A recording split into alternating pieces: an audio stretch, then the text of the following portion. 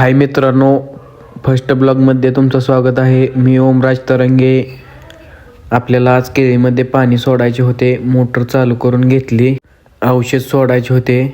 चालू केले औषध सोडायला. नंतर सर्वकडे पाहिले. नंतर थोड्या वेळानंतर औषध संपलं सर्व.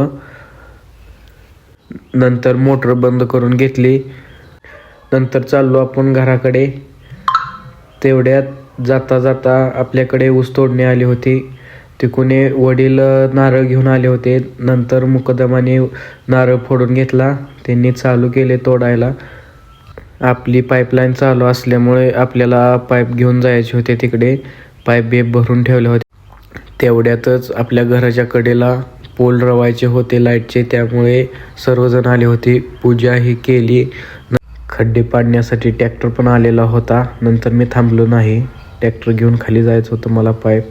तेवढ्यात तो पण पाईप भरून आलेला होता. आडवीच लावली होती त्यानं पण गाडी. त्याला म्हटलं बाजूला काढ.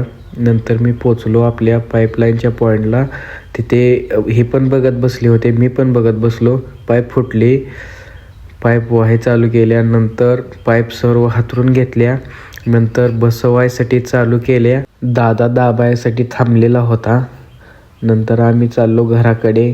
ट्रॅक्टर भरण्यासाठी आला होता, त्याच्यामुळे मला यावं लागलं. भेटूया पुढच्या ब्लॉगमध्ये.